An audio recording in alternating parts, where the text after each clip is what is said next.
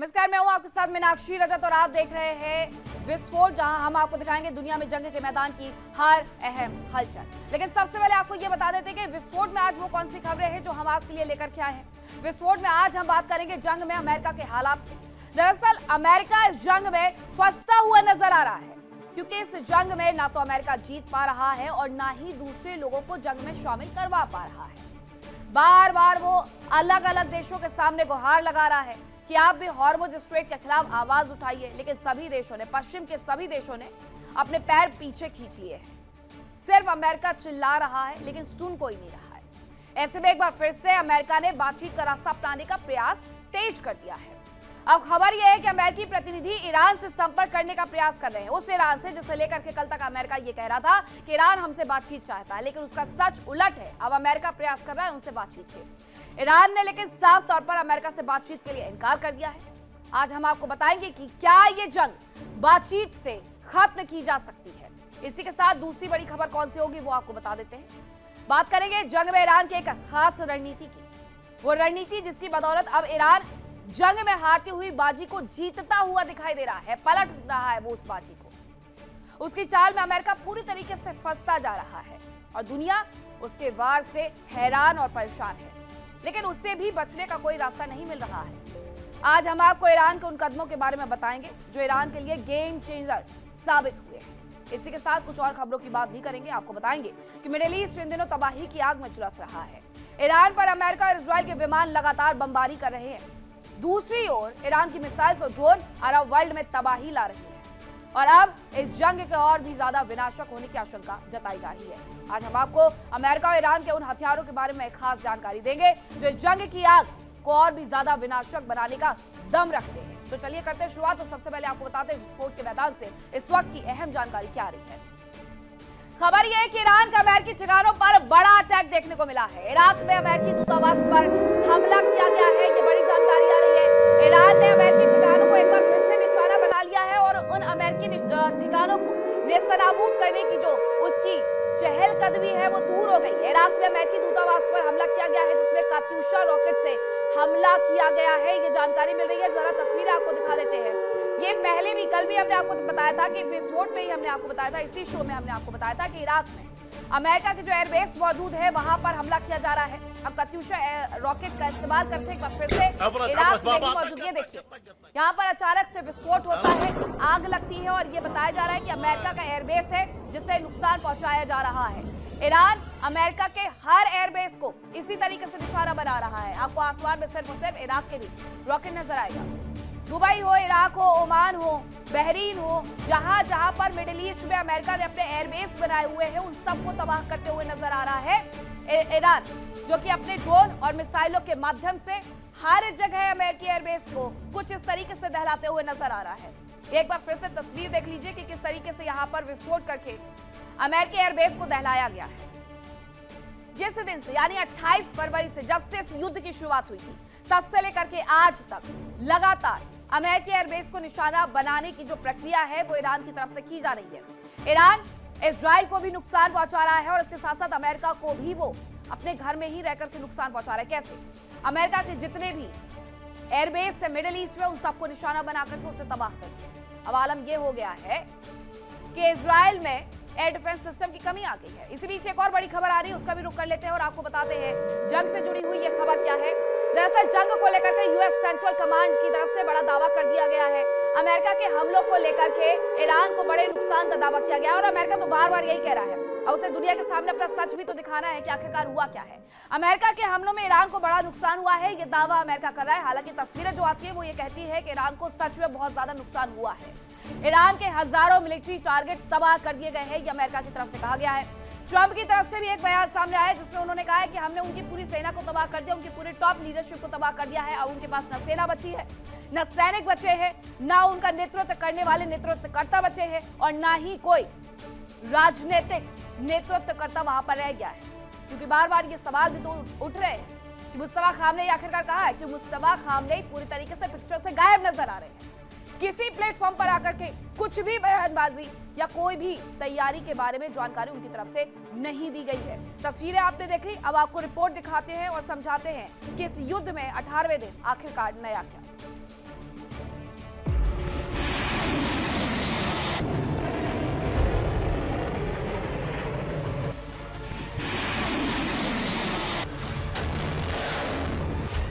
28 फरवरी से शुरू हुई अमेरिका, इजराइल और ईरान की जंग में अब तक भारी नुकसान हो चुका है। ईरान का जर्रा जर्रा अमेरिका और इजराइल के हमलों की गवाही दे रहा है।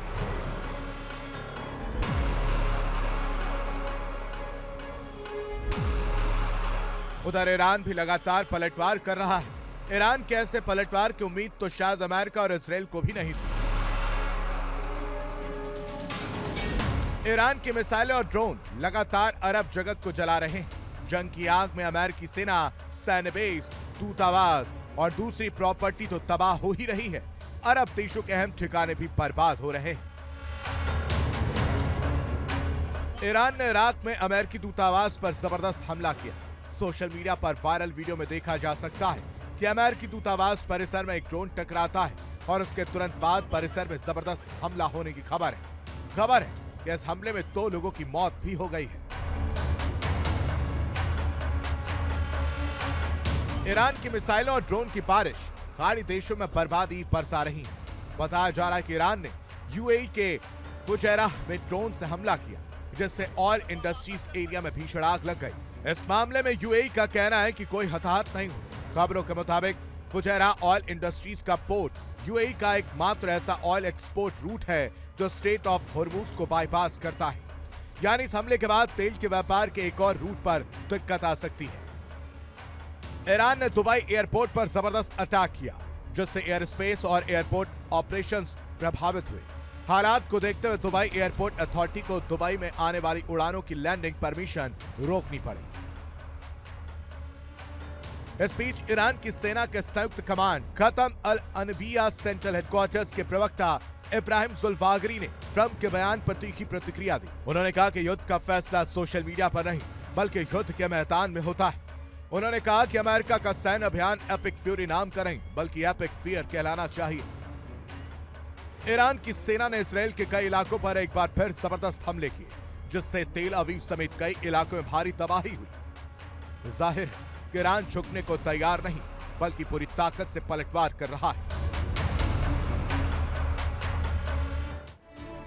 इस बीच जानकारी ये मिले कि सऊदी अरब में ईरान के हमले को नाकाम कर दिया गया है। सऊदी अरब के रक्षा मंत्रालय ने यह दावा किया है।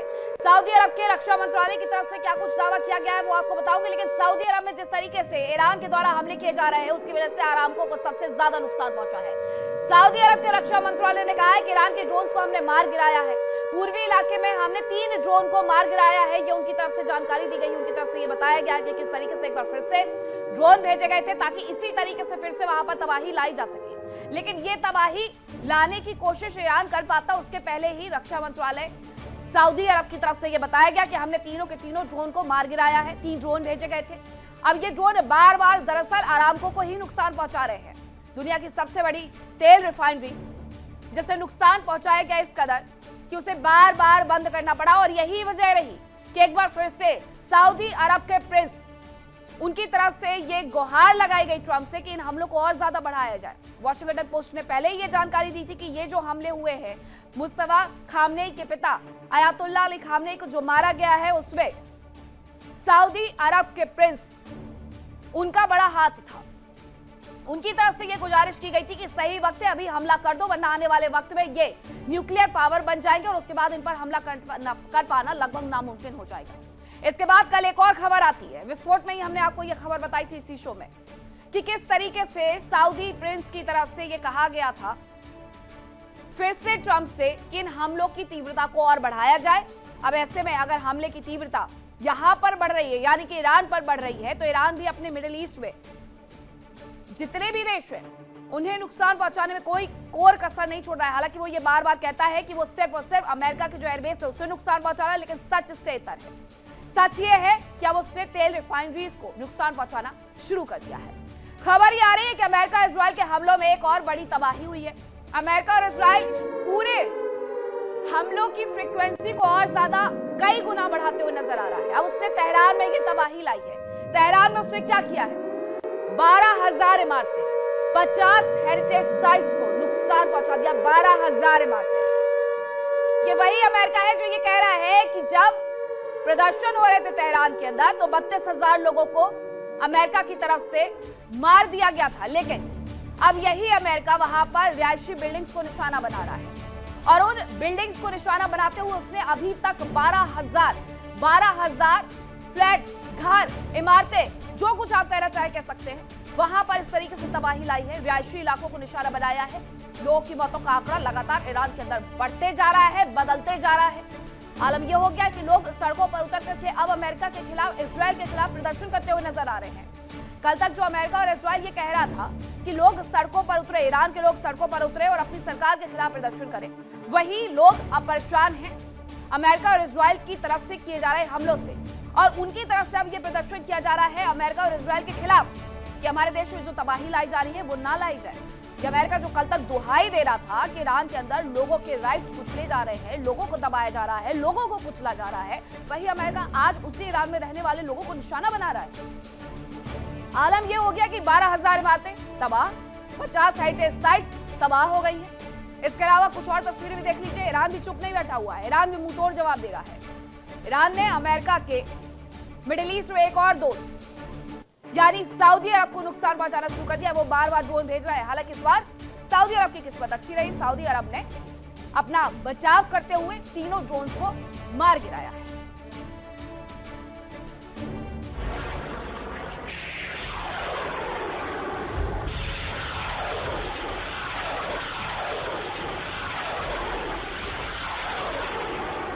अमेरिका और इस्राएल को जंग की शुरुआत में ही सबसे बड़ी सफलता मिल गई। अयातुल्लाह अली खामनेई की पहली स्ट्राइक में मौत हो गई। हालांकि उसके बाद से अब तक कोई विशेष सफलता नहीं मिल सकी।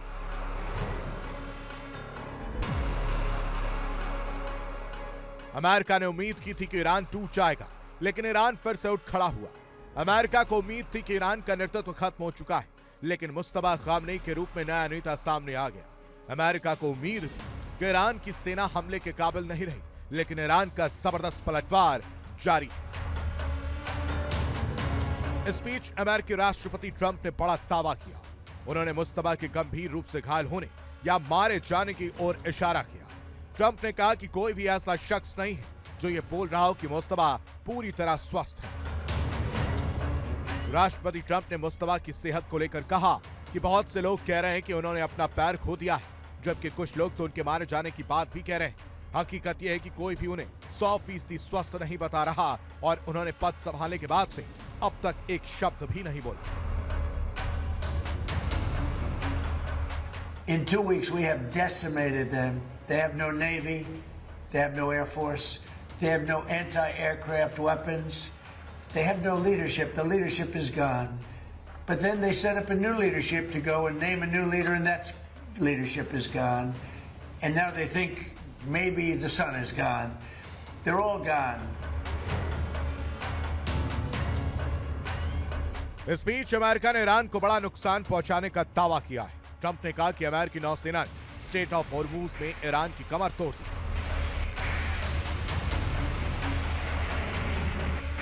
ट्रंप के मुताबिक समंदर में माइंस बिछाने वाले 30 जहाजों को पूरी तरह से डुबोया जा चुका है, जबकि ईरानी नौसेना के 100 से ज्यादा जहाज अब नष्ट हो चुके हैं। अमेरिका ने दावा किया कि ईरान की बैलिस्टिक मिसाइल लॉन्चिंग में 90% और ड्रोन हमलों में 95% की ऐतिहासिक गिरावट आई। ट्रंप के मुताबिक अमेरिकी सेना ने अब तक ईरान के 7,000 से अधिक सैन्य ठिकानों पर प्रहार किया, जिससे उसकी जंग लड़ने की क्षमता लगभग खत्म हो चुकी है।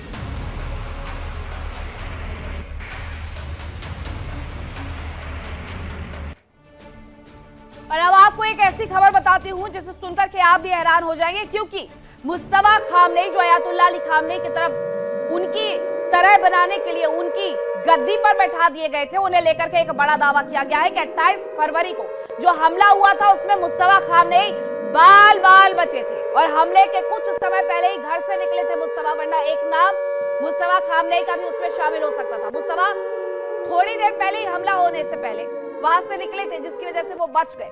28 फरवरी को जो एक साथ 7 मिसाइलें दागी गई थी अयातुल्लाह अली खामनेई के घर पर, जिसकी तस्वीर पहले और बाद की पूरी तरीके से बदली हुई नजर आती है, उसमें बताया यह गया कि उनकी बेटी, दामाद, नवासी सबकी मौत हो गई। अयातुल्लाह अली खामनेई भी चंद से, उनके बड़े बेटे की भी मौत हो गई, ये तक कहा गया। उसके बाद अब जानकारी ये मिली है कि मुस्तफा खामनेई भी उस मीटिंग में उस दौरान उस घर पर मौजूद थे, लेकिन वो थोड़ी देर पहले ही वहां से निकल गए, जिसकी वजह से वो बच गए। और अयातुल्ला अली खामनेई के वंश का कोई बच गया, जिसकी वजह से आज मुस्तफा खामनेई उस कुर्सी पर बैठाए गए हैं जो अयातुल्ला अली खामनेई के जाने से खाली हुई थी। लेकिन अभी भी मुस्तफा को लेकर के कई सवाल खड़े हो रहे हैं। ट्रंप तो यहां तक कह रहे हैं कि मुस्तफा खामनेई जिंदा भी है या नहीं, क्योंकि मुस्तफा खामनेई की कोई तस्वीर बाहर नहीं आई। बताया यह गया कि जो हमले किए जा रहे हैं ईरान की तरफ से, अमेरिका की तरफ से, उसमें मुस्तफा खामनेई बुरी तरीके से चोटिल हुए हैं, घायल हुए हैं और इलाज के लिए रशिया भेज दिए गए। हालांकि इस बात से इनकार अब्बास अराक्ची, जो कि विदेश मंत्री है ईरान के, उनकी तरफ से किया गया। उनकी तरफ से यह कहा गया कि वो पूरे तरीके से सुरक्षित है, देश में है, लेकिन कोई तस्वीर नहीं। अली लारिजानी, इसके साथ साथ विदेश मंत्री अब्बास अराक्ची ईरान की सड़कों पर लोगों के साथ प्रदर्शन में दिखाई पड़ते हैं, लेकिन तस्वीर जिसकी पूरी दुनिया देखना चाहती है, यानी मुस्तफा खामनेई की, वो तस्वीर अभी तक निकल करके सामने नहीं आई और कोई नहीं जानता है कि मुस्तफा खामनेई जिंदा है या नहीं है। अब एक और खबर आ रही है, वो भी आपको बता देते हैं। खबर यह है कि ईरान में IRGC की बड़ी कार्रवाई हुई है। IRGC की बड़ी कार्रवाई में 10 विदेशियों को गिरफ्तार किया गया है, ये जानकारी मिल रही है। 10 विदेशियों की गिरफ्तारी इस दौरान की गई है।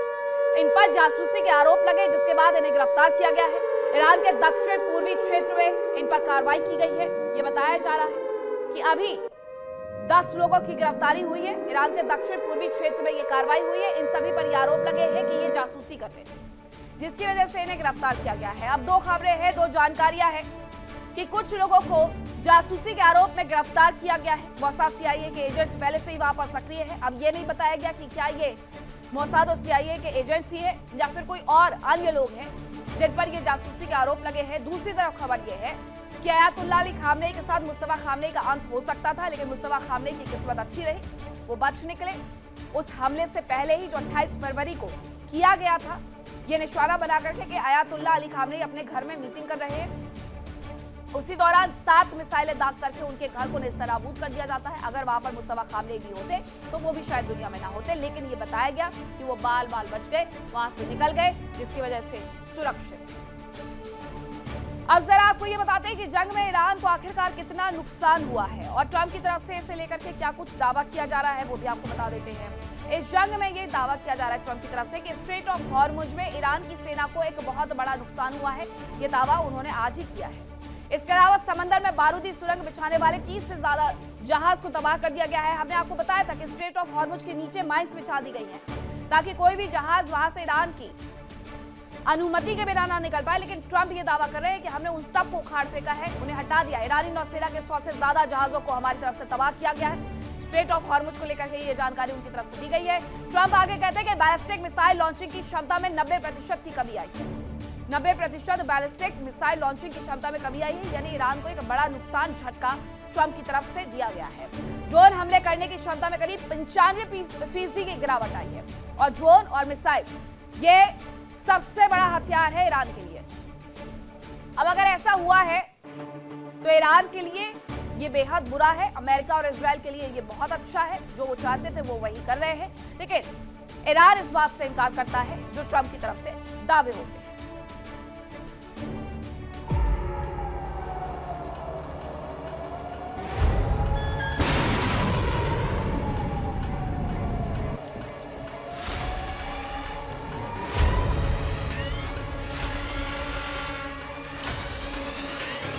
ईरान से जंग के दौरान अब तक अमेरिका और इजराइल के बीच कामयाबी के तौर पर बताने के लिए कुछ भी नहीं, सिवाय अयातुल्ला अली खामनेई की मौत। लेकिन उसके बाद से ईरान के पलटवार ने अमेरिका और इजराइल के सारे दावों को खोखला साबित कर दिया।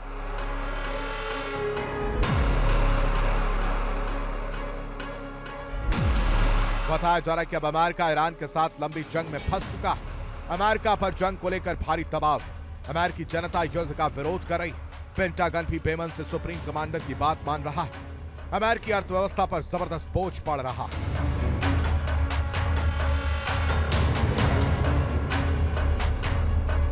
राष्ट्रपति ट्रंप सार्वजनिक तौर पर ऐलान कर चुके हैं कि ईरान के मिसाइल हमलों में 90% तक की कमी आई, लेकिन तबाही की तस्वीरें उनके दावों को तार-तार कर रही हैं।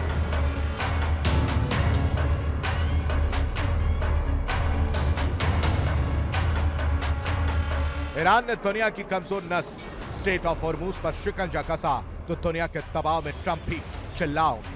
उन्होंने दुनिया भर से हॉर्मुज में जहाज भेजने की अपील, लेकिन उन्होंने भी ट्रंप की अपील को अनसुना कर दिया।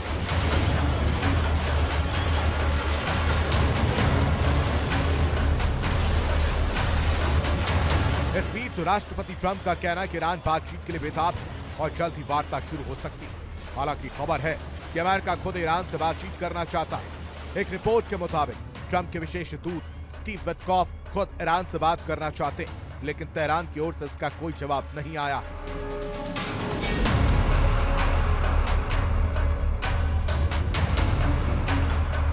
सूत्रों के हवाले से खबर है कि विटकॉफ ने पिछले हफ्ते तेहरान के अधिकारियों और ईरान के विदेश मंत्री अब्बास अरागची को संदेश भिजवाए थे ताकि दोनों देशों के बीच बातचीत की संभावनाओं पर चर्चा हो सके। हालांकि खबर है कि ईरान अमेरिका के साथ सीधे तौर पर किसी भी तरह की बातचीत का रास्ता बंद कर दिया है।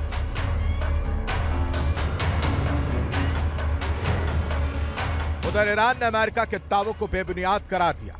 ईरान के विदेश मंत्री अब्बास अरागची ने सोशल मीडिया पर पोस्ट में लिखा कि विटकॉफ से उनकी आखिरी बातचीत उस समय हुई थी जब अमेरिका ने ईरान पर हमला नहीं किया था। अरागची ने साफ कहा कि ईरान ने ना तो युद्ध विराम की मांग की है और ना ही बातचीत। अरागची के मुताबिक ईरान जितनी देर तक जरूरत होगी उतनी देर तक अपनी रक्षा करता रहेगा।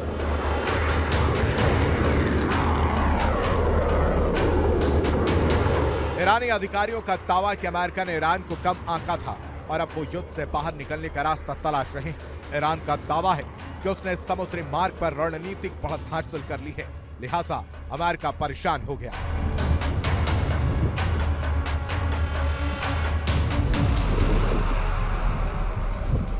हालांकि अमेरिका को जो खुफिया रिपोर्ट्स उपलब्ध करवाई गई थी उसमें कहा गया था कि ईरान पर हमला करने का ये सही वक्त नहीं है, फिर भी अमेरिका ने ये फैसला लिया।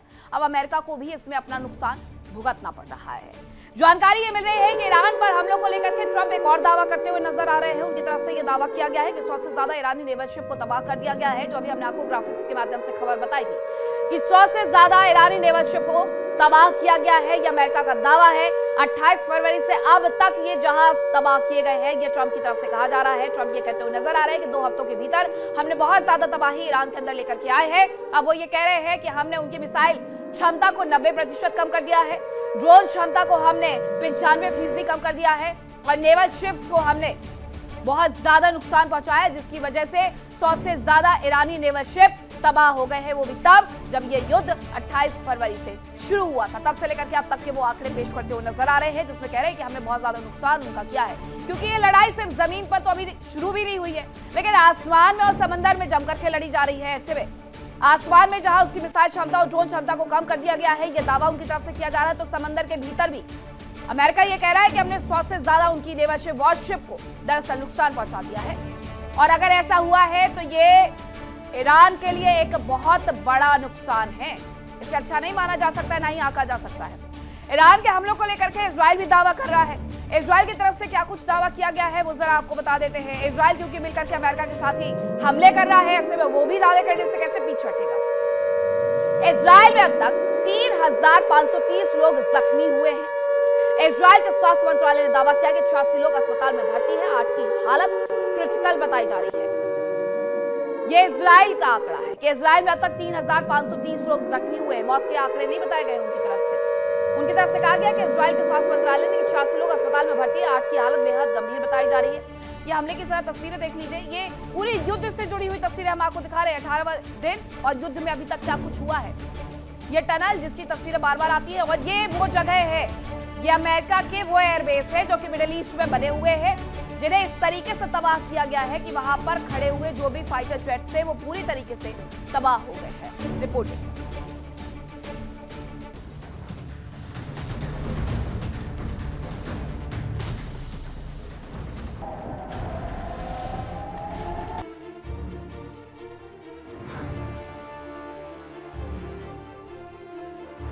एक और राष्ट्रपति ट्रंप मुस्तफा खामनेई की मौत की बात कर रहे हैं, तो वहीं दूसरी ओर इजराइल अपने प्रधानमंत्री बेंजामिन नेतन्याहू के सुरक्षित होने का दावा करने के लिए के बाद एक कई वीडियो जारी कर रहा है।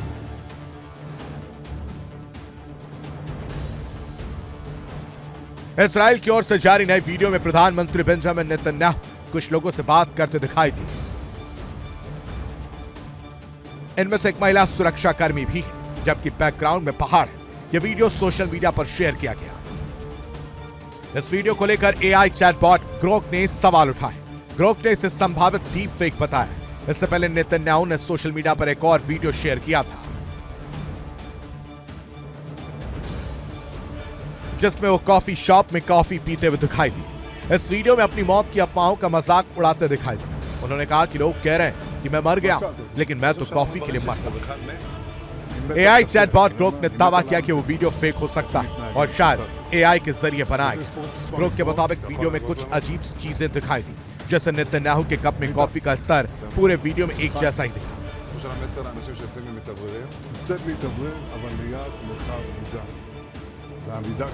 इसके अलावा उनके होठों की हरकत और आवाज पूरी तरह से मेल नहीं खा रही थी।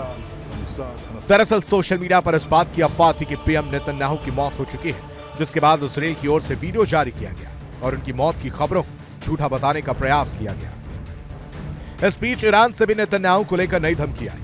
ईरान की सरकारी समाचार एजेंसी के मुताबिक IRGC ने नेतन्याहू के जिंदा होने पर उनकी हत्या का ऐलान किया है। Bureau report, India daily. इन सब के बीच में नुकसान भी बहुत ज्यादा हो रहा है। इजराइल ये कह रहा है कि उसके पास अब एयर डिफेंस सिस्टम नहीं बचे हुए, इसलिए वो अमेरिका से गुहार लगा रहा है। अमेरिका और इजराइल में इस बीच बताया ये जा रहा है कि एक बड़ी डील भी हो गई है। इस डील के तहत अमेरिका और इजराइल के बीच जो डील हुई है उसमें $50 मिलियन से ज्यादा की ये डील हुई है, जिसके बारे में ये बताया जा रहा है कि रक्षा सौदों से ये $51.8 मिलियन की दोनों के बीच में डील साइन हुई है। रक्षा सौदों से संबंधित है ये डील जो कि साइन की गई है अमेरिका और इजराइल के बीच में। इस युद्ध के दौरान अमेरिकी विदेश विभाग ने सैन्य डील को मंजूरी भी दे दी है। अब इसके लिए कोई कांग्रेस की जरूरत नहीं पड़ी है, यानी अमेरिकी संसद से किसी भी तरीके से हाँ या ना कहलवाने की जरूरत नहीं पड़ी, तुरंत। इसलिए क्योंकि ये युद्ध का वक्त है, अमेरिका का ऐसा कहना है। मिडिल ईस्ट में जंग के बीच में ये डील बेहद अहम मानी जा रही है और वैसे भी अमेरिका तो अपना व्यापार इस दौरान कई गुना बढ़ाते हुए नजर आ रहा है हथियारों के मामले में। आपात पैकेज में 12,000 BLU 1110 AB बम खरीदेगा, 110 AB बम खरीदेगा, ये बताया गया है। जो ये पूरी इनके बीच में डील हुई है, अमेरिका से 12,000 बम बॉडी खरीदेगा इजराइल। इस डील के माध्यम से ये भी बताया गया है कि इसमें क्या क्या खरीदना है। लॉजिस्टिक्स सहायता और अन्य सपोर्ट सेवाएं भी इस दौरान दी जाएंगे इजराइल को। इजराइल को सहायता हालांकि एक लंबे वक्त से दी भी जा रही थी और एक बार फिर से ये बताया जा रहा है कि उन्हें और भी ज्यादा सहायता दी जाएगी। अब खबर ये आ रही है कि बगदाद में अमेरिकी दूतावास पर बड़ा अटैक हो गया है। अमेरिकी दूतावास पर कल से अटैक जारी है। ईरान ने अमेरिकी दूतावास पर एक बार फिर से ड्रोन से अटैक कर दिया है और ये इसके साथ साथ ईरान की सेना ने 5 ड्रोन यहाँ पर दागे, 5 ड्रोन यहाँ पर भेजे हुए थे। इराक में अमेरिकी दूतावास पर यह हमला किया गया है। बगदाद में ये हमले किए जाए या इसके अलावा दूसरी जगह पर ये हमले किए जाए, उनकी तस्वीरें हर बार ऐसी निकल करके सामने आती हैं। अमेरिकी दूतावास से लेकर के अमेरिका का जो एयरबेस है उसे सुलगाया जा रहा है अमेरिका की। ये जरा तस्वीरें जरा देखिए कि किस तरीके से एक करके कितनी सारी मिसाइल्स को एक साथ यहाँ पर भेजा गया है। ये आगे बढ़ती हुई आपको नजर आ जाएगी।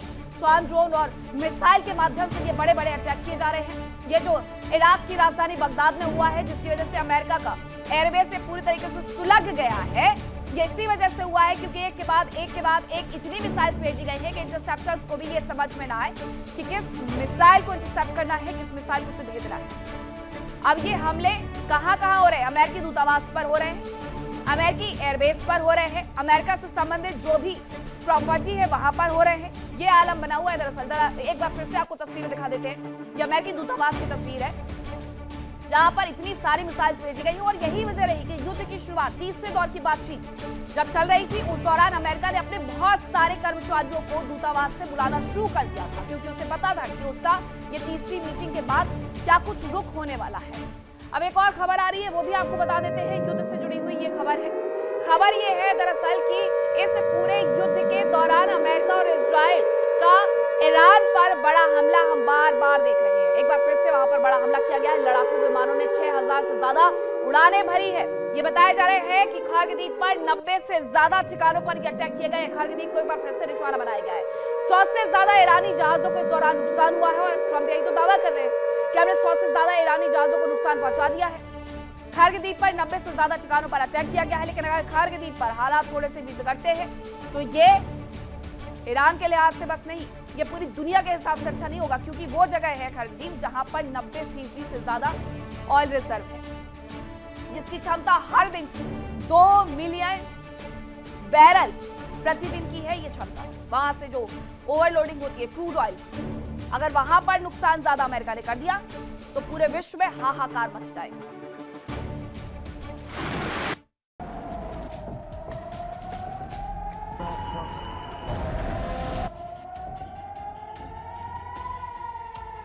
अमेरिका और इसराइल ने शुरुआत में जंग के एक हफ्ते में खत्म हो जाने का दावा किया था।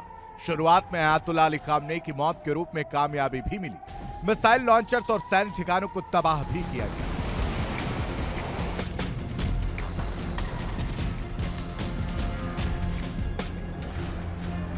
लेकिन ईरान ने अपनी रणनीति, हौसले और काबिलियत की बदौलत हारी हुई बाजी को पलटने में काफी हद तक कामयाबी हासिल की।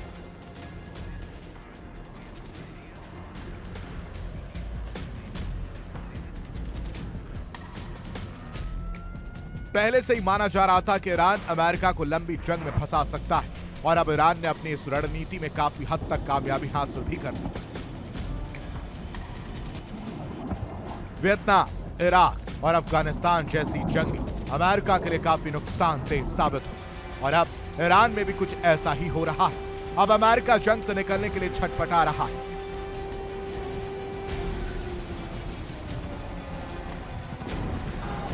अमेरिका ईरान में तख्ता पलट करने की कोशिश में था, लेकिन अब वो कामयाब नहीं दिख रहा। ईरान ने हॉर्मुज स्ट्रेट पर शिकंजा कसा। दुनिया भर में तेल के लिए हाहाकार मच गया। कई देशों में महंगाई बेतहाशा बढ़ गई। पेट्रोल डीजल की कीमतें आसमान छूने लगी। एलपीजी के लिए मारामारी शुरू हो गई। हालात ऐसे हो गए कि अमेरिका को भी हॉर्मुज स्ट्रेट खोलने के लिए दुनिया भर से मदद मांगनी पड़ी, लेकिन उसकी मदद के लिए कोई नहीं आ रहा।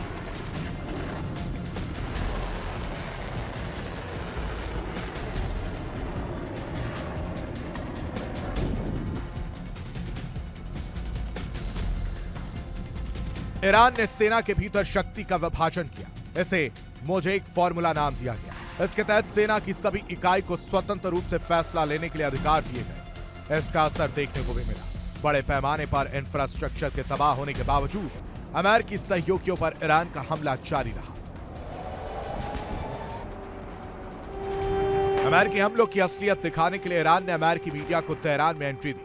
अमेरिकी मीडिया ने ट्रंप प्रशासन और सरकार के खिलाफ काफी रिपोर्ट जारी की। इनमें ईरान के एक स्कूल में मरने वाली बच्चियों की रिपोर्ट भी शामिल थी। ईरान के विदेश मंत्री रोज इंटरव्यू दे रहे हैं, वो भी अमेरिकी मीडिया को। ईरान की कोशिश इस लड़ाई को इसराइल वर्सेस ईरान बनाने की है। अब्बास इसी नीति का जिक्र करते हैं।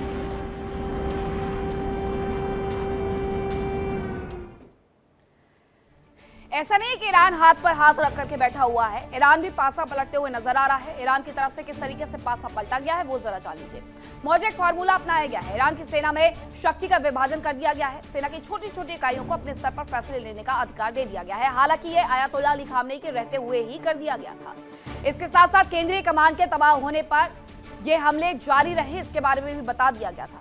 और बड़े पैमाने पर तबाही के बावजूद ईरान के ये हमले जारी है, क्योंकि उसे पता था पहले से अयातुल्लाह अली खामनेई के रहते हुए कि अगर युद्ध होता है और अगर टॉप लीडरशिप नहीं बचती है तो उसे किस तरीके से आगे मुकाबला करना है। इसके बाद बात करेंगे आर्थिक नाकेबंदी की। ईरान की सेना ने हॉर्मुज स्ट्रेट पर जिस तरीके से शिकंजा कसा है, उसके बाद तो अमेरिका और इजराइल की नाक में दम कर रखा है। हॉर्मुज स्ट्रेट में कुछ जहाजों पर हमले होने से दहशत फैल गई है। हॉर्मुज स्ट्रेट ईरान के बारूदी सुरंगें बिछाने की खबर से और भी ज्यादा दहशत फैल गई है और ये ईरान की तरफ से कहा गया है कि कुछ भी हो जाए, अमेरिका और इजराइल का एक भी जहाज यहां से नहीं गुजरने देंगे, जिसकी वजह से अमेरिका बाकी देशों के सामने गुहार लगाते हुए नजर आ रहा है कि हॉर्मुज स्ट्रेट पर आप भी कुछ कहिए, लेकिन बाकी तमाम पश्चिमी देश पीछे खिसक रहे हैं। ईरान ने अपनी हकीकत किस तरीके से दिखाई है वो आपको बताती हूँ। ईरान ने अमेरिकी मीडिया को तेहरान में एंट्री दे दी, जो अभी हमने आपको रिपोर्ट में भी दिखाया है। अमेरिकी मीडिया ने ट्रंप सरकार के खिलाफ कई खबरें दिखा दी। अमेरिका का मीडिया इस मामले में बेहद तेज है। जब ट्रंप राष्ट्रपति नहीं थे, राष्ट्रपति चुनाव के लिए खड़े हुए थे, जब उन्होंने झूठ बोलना बंद किया था तो वहां की मीडिया ने वहां से बैकआउट कर लिया था। एक बार फिर से अमेरिकी मीडिया ने वही किया कि अमेरिकी मीडिया ने अपनी ही सरकार के खिलाफ कई खबरें दिखा दी है। स्कूल में बच्चों की मौत की खबरें भी इसमें दिखाई गई है। 165 बच्चियां जिनकी कब्रगाह किस तरीके से एक साथ बनाई गई थी, वो दुनिया भर ने तस्वीरें देखी थी, दुनिया भर ने उस पर आंसू भी बहाए थे, लेकिन अमेरिका की मीडिया ने उस सच को भी दिखा दिया है। अब मीडिया से रूबरू हुए हैं ईरान के मंत्री, ईरान के विदेश मंत्री यानी कि वहां पर इस पूरे घटनाक्रम में शुरुआत से जो एक चेहरा था अब्बास अरागची का, वो खुद मीडिया से रूबरू हर दिन हो रहे हैं, रोजाना मीडिया को इंटरव्यू दे रहे हैं और पूरी जंग को लेकर के इजराइल बनाम ईरान बनाने की कोशिश में तेहरान इजराइल के लिए यूएस अपने सैनिकों को मरवाना चाहता है, ये अरागची कहते हुए इस इंटरव्यू में नजर आते हैं। ईरान केवल अपनी हिफाजत कर रहा है। अब्बास अरागची ने यह भी कहा है कि हम अपनी हिफाजत कर रहे हैं, जो हमारा अधिकार है। अब विद्रोह का जो प्लान है वो पूरी तरीके से फेल कर दिया गया है, क्योंकि खामनेई की हत्या के बाद सड़कों पर नहीं उतरे ईरान के लोग, उतरे लेकिन उनके समर्थन में। खबरों के अनुसार अमेरिका ने विद्रोह के लिए कुर्दों से संपर्क भी किया था, कुर्द नेताओं से भी मुलाकात की गई थी, ये खबर भी हमने आपको बताई थी। ईरान ने आंतरिक अव्यवस्था फैलाने की जो कोशिशें थी उसे नाकाम कर दिया है। अमेरिका चाहता था कि आयतुल्लाह अली खामनेई के जाने के बाद वहां पर अव्यवस्थाएं फैल जाए, दुनिया भर में जनता उतरी और खासतौर पर ईरान में जनता उतरी, जिसके साथ साथ वहां पर अव्यवस्थाएं हो, लेकिन ईरान की जनता ने ऐसा कुछ भी नहीं किया है। अब एक और खबर आ रही है कि ट्रंप की जो चीन यात्रा है वो टल सकती है। हमने आपको बताया था कि अप्रैल में ट्रंप चीन की यात्रा पर जा सकते हैं, लेकिन अब ये कहा जा रहा है कि वो युद्ध की वजह से नहीं जाएंगे। उन्होंने अपनी यात्रा को टाल दिया। उनका कहना है कि मेरा अभी वॉशिंगटन में रहना बेहद जरूरी है। लॉजिस्टिक वजहों से ये देरी हो रही है। स्कॉट बेंसेट की तरफ से ये बताया गया है। अमेरिका के वित्त मंत्री है स्कॉट बेंसेट, जिनकी तरफ से कहा जरूर गया है कि ये लॉजिस्टिक वजहों से देर हो रही है, लेकिन ट्रंप की तरफ से ये बताया गया था कि वो वॉशिंगटन में ही रहना चाहते हैं इस युद्ध के दौरान। इस सब के बीच में चीन और अमेरिका के संबंध भी थोड़े बिगड़ते हुए नजर आए, क्योंकि चीन पूरी तरीके से खुलकर के ईरान के समर्थन में खड़ा हुआ है और ईरान को लेकर के वो बार बार बयान भी देता है और बयान के साथ साथ वो उन्हें हथियार भी उपलब्ध करवा रहा है। ये बहुत सारी रिपोर्ट्स कहती है कि ईरान को उपलब्ध करवाए जा रहे हथियार चीन की तरफ से, इस वजह से भी अमेरिका और चीन के रिश्तों में खटास नजर आ रही है। अब इन खटास को भरने के लिए पेरिस में एक मीटिंग भी बुलाई गई, जिसमें अमेरिका के प्रतिनिधिमंडल को भेजा गया, चीन के प्रतिनिधिमंडल को भेजा गया, लेकिन इस सब के बाद ट्रंप की जो आधिकारिक यात्रा थी चीन की वो टाल दी गई है। अब ये बातचीत वहां पर नहीं बनी, इस वजह से टाल दी गई है, या फिर जो युद्ध में वो उलझे हुए नजर आ रहे हैं इसलिए ये टाल दी गई है। ये दो अलग अलग पहलू हो सकते हैं, लेकिन फिलहाल यात्रा नहीं होगी। अब खबर यह है कि इजराइल का दक्षिणी लेबनान पर एक बार फिर से हमला देखने को मिला है। इजराइल की तरफ से पहले ही कहा गया था कि साउथ लेबनान में जो लोग रहते हैं वो वहां से छोड़ करके चले जाए, क्योंकि हम एक बड़ा हमला करने वाले हैं, और उनकी तरफ से ये बड़े हमले लगातार जारी है। अरब अल आराम शेर पर इजराइल की स्ट्राइक देखने को मिली है। इसके साथ साथ हिजबुल्लाह के ठिकानों पर हमले का दावा भी किया गया है। अब ये तस्वीरें आपको दिखा देते हैं। ये साउथ लेबनान से ही तस्वीरें आ रही हैं, जहां पर परखच्चे उड़ा दिए गए हैं बिल्डिंग्स के। इस कदर हमला किया गया है कि अगर वहां की तस्वीरें दिखानी शुरू की तो ये कह पाना मुश्किल हो जाएगा कि यहाँ पर कभी कोई रहता भी था। यहाँ से ज्यादातर लोग इस जगह को छोड़ करके दूसरे हिस्सों में जाने के लिए मजबूर हो गए, और जो नहीं गया वो मारा गया, क्योंकि हमले इतने बुरे तरीके से किए जा रहे हैं कि जब बिल्डिंग के परखच्चे उड़ गए तो इंसानों का वहां पर क्या काम। ये आलम बना हुआ है साउथ लेबनान में, क्योंकि इजराइल सिर्फ एक ईरान के खिलाफ तो युद्ध नहीं लड़ रहा है, वो हमास के खिलाफ भी युद्ध अभी लड़ रहा है, वो हिजबुल्लाह के खिलाफ भी अभी कार्रवाई कर रहा है, वो हूती के खिलाफ भी कार्रवाई कर रहा है, और ईरान के साथ साथ चार मोर्चों पर उसकी जो लड़ाइयां है वो अभी भी चलते हुए नजर आ रही है।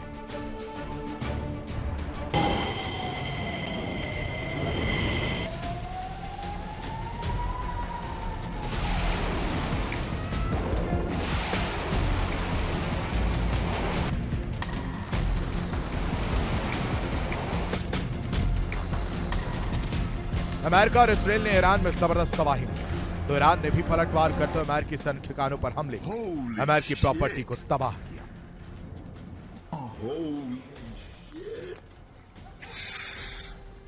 ईरान के मिसाइल और ड्रोन अरब जगत में मौजूद अमेरिकी ठिकानों पर तो गिरी ही, उन्होंने अरब देशों के अहम ठिकानों को भी तबाह किया।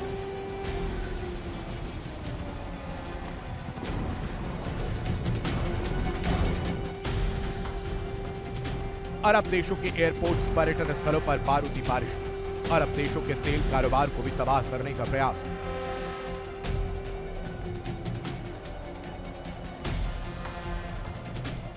हालांकि अब ईरान धार्मिक आधार पर समर्थन जुटाने का प्रयास कर रहा है। ईरान के सिक्योरिटी काउंसिल के सेक्रेटरी अली लारिजानी ने पूरी दुनिया के मुसलमानों को पत्र लिखा, जिसमें बताया कि किस तरह मुसलमान मुल्क ही उनका साथ नहीं दे रहे। उन्होंने मुसलमानों से साथ खड़े होने की अपील की। दरअसल जंग के दौरान ईरान मुस्लिम देशों से जिस तरह के समर्थन की उम्मीद कर रहा था, उसे वैसा साथ नहीं मिला। ना तो कोई खुलकर समर्थन में बोल रहा है और ना ही अमेरिका इजराइल की आलोचना कर रहा है। यहाँ तक कि कई देश उसके खिलाफ भी हो गए। ये सब देखकर ईरान परेशान है। ईरान के सिक्योरिटी काउंसिल के सेक्रेटरी अली लारिजानी ने अब पूरी दुनिया के मुसलमानों को सीधे खत लिखा, जिसमें अमेरिका और इजराइल को शैतान बताया। पत्र में लिखा गया कि ईरान को अमेरिका इजराइल के संयुक्त हमले का शिकार होना पड़ा, जो बातचीत के दौरान एक धोखे के रूप में हुआ और जिसका मकसद ईरान को कमजोर करना था।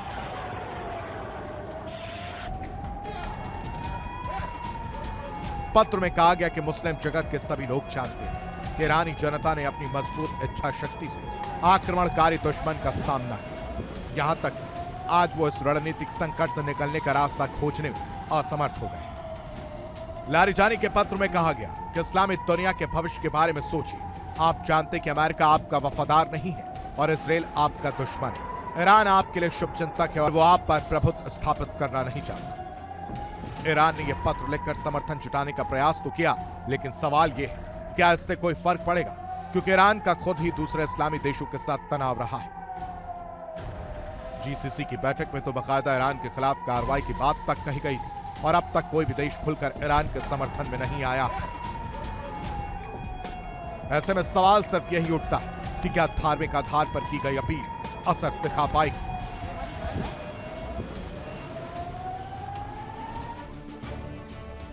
यूएस ईरान युद्ध पर रूस का बड़ा बयान सामने आया है। रूस ने युद्ध को गलत और धोखेबाजी बता दिया है। हालांकि युद्ध में रूस और चीन लगातार ईरान का समर्थन करते हुए नजर आ रहे हैं। एक बार फिर से ईरान के समर्थन में बयान दिया गया है। रूस ने युद्ध को पूरी तरीके से गलत और धोखेबाज बता दिया है। बिना उकसावे के सैन्य कार्रवाई की गई, रूस की तरफ से ये बयान आया है। रूस की तरफ से कहा गया कि ईरान के खिलाफ सैन्य कार्रवाई एकदम गलत थी, बिना उकसावे की ये कार्रवाई थी। उसके बावजूद ये युद्ध शुरू हुआ, उसे वो धोखेबाजी और गलत बताते हुए नजर आ रहे हैं। ये पहले दिन से रूस का रुख भी रहा है कि जो ये युद्ध की शुरुआत हुई है, ये युद्ध दरअसल गलत हुआ है, क्योंकि जब बातचीत की टेबल पर कुछ पॉइंट्स को ईरान ने मानने से हामी भर दी थी, तो युद्ध करने की शुरुआत करने की आवश्यकता क्या थी? रूस शुरू से ये कह रहा था और रूस की तरफ से एक बार फिर से ये बयान आया। हालांकि रूस पर भी इस युद्ध के दौरान कम आरोप नहीं लगे हैं। रूस पर ये आरोप लगे हैं कि वो टेक्निकल जो इंफॉर्मेशन है अमेरिका की, वो ईरान के साथ साझा कर रहा है, इसलिए ईरान की तरफ से जो भी अटैक किए जाते हैं वो एकदम सटीक होते हैं।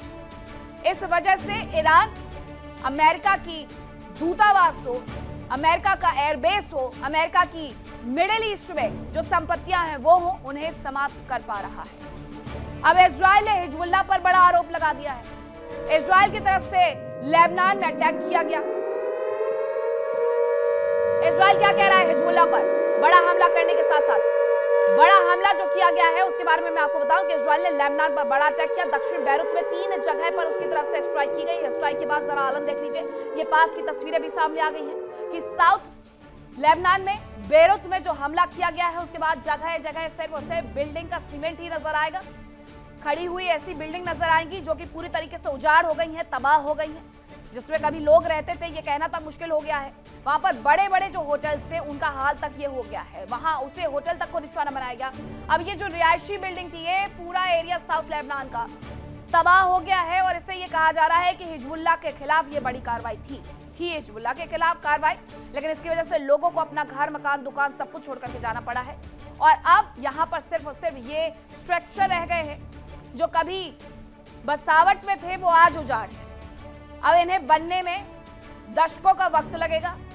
जो जनता यहां पर रहती थी उनकी पुनर्स्थापना में सालों लग जाएंगे। अब अमेरिका ने मिडिल ईस्ट में E-2D विमान तैनात किए हैं। अमेरिका अपनी तैनाती बार बार मिडिल ईस्ट में बढ़ा रहा है। अमेरिका ने मिडिल ईस्ट में अब E-2D विमान तैनात किए हैं। ये हॉकाई एयरबोर्न विमान है जिन्हें तैनात किया गया है। हवा में उड़ते हुए ये निगरानी और कमांड सेंटर होते हैं E-2D विमान। ईरान की निगरानी के लिए इसे तैनात किया गया है। अब आप ये समझ गए होंगे कि जब इन विमान का काम ही है कि हवा में उड़ते हुए ये कमांड सेंटर के तौर पर निगरानी रख सकते हैं, तो इनको आखिरकार क्यों तैनात किया गया है? क्योंकि ईरान के अंदर की इंफॉर्मेशन भी तो निकालना है। अब ईरान के अंदर की इंफॉर्मेशन निकालने के लिए, क्योंकि सबसे जरूरी है कि आखिरकार वो 440 किलोग्राम एनरिच्ड यूरेनियम कहाँ है, जिसे ईरान ने पूरी दुनिया की निगाहों से छिपा करके कहीं पर जमा किया हुआ है। आइए ये तक ये नहीं जानता है कि आखिरकार एनरिच्ड यूरेनियम कहाँ है। ऐसे में बहुत जरूरी है ईरान के लिए, अमेरिका के लिए ये कि वो ईरान पर निगरानी को बढ़ाए, एनरिच्ड यूरेनियम के बारे में पता लगाए, और इसीलिए उसने E-2D विमान तैनात किए हैं ताकि ईरान की निगरानी वो कर सके। ये उड़ते हुए कमांड सेंटर है, ये उड़ते हुए हवा में निगरानी कर सकते हैं। ये हॉकाई एयरबॉर्न विमान है जिनकी तैनाती की गई, और 1, 2, 3 नहीं बल्कि 5 E-2D विमान को तैनात कर दिया गया है ताकि ये ईरान पर हर वक्त नजर रख सके।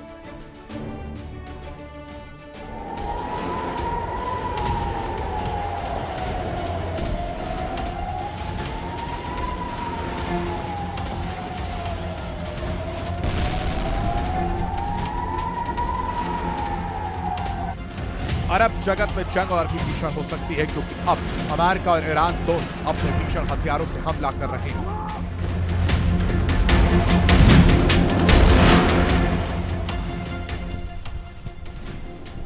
ईरान ने जहां एक और सेजल मिसाइल हमले शुरू कर दिए हैं जो कि सॉलिड फ्यूल से चलती है और आयरन डोम को चकमा दे सकती है, जबकि अमेरिका ने B-1B बॉम्बर ईरान पर हमले के लिए उतार दिए हैं।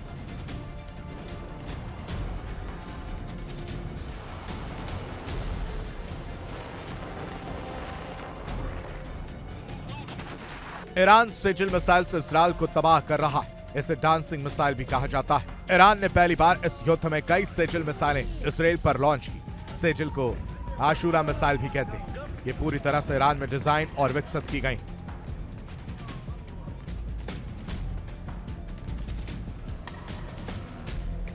सेजल एक मध्यम दूरी की बैलिस्टिक मिसाइल है जो सॉलिड फ्यूल से चलती है। इसे लॉन्चिंग के लिए जल्दी तैयार किया जा सकता है। इसी वजह से इसे छुपाना भी आसान है। ये 700 किलोग्राम तक का पेलोड ले जा सकती है और करीब 2000 किलोमीटर दूर तक मारक क्षमता है। इसकी रफ्तार 6000 किलोमीटर प्रति घंटा हो सकती है।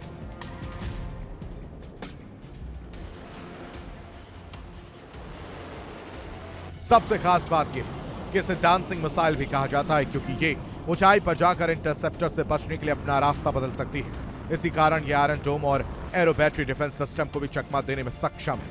इतना ही नहीं, ये मिसाइल परमाणु हथियार ले जाने की क्षमता भी रखती है।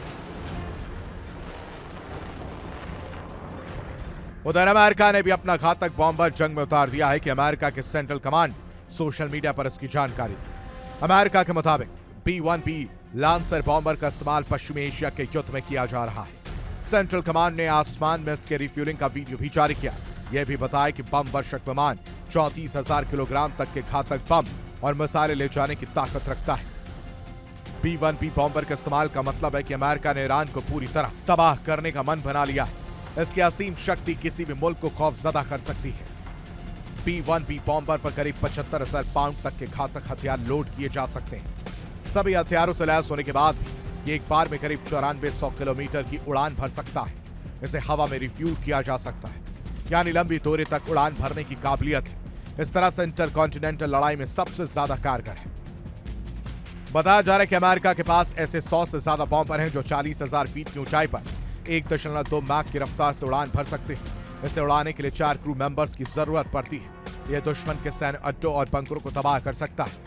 अमेरिका ने पहले भी इसका इस्तेमाल अफगानिस्तान, सीरिया और इराक युद्ध में किया था। साफ है, इन खतरनाक हथियारों की मौजूदगी में जंग और लंबी खिंच सकती है, और इस जंग का विस्तार होने के साथ ही भीषण होने की आशंका भी जताई जा रही है। Bureau report, India daily.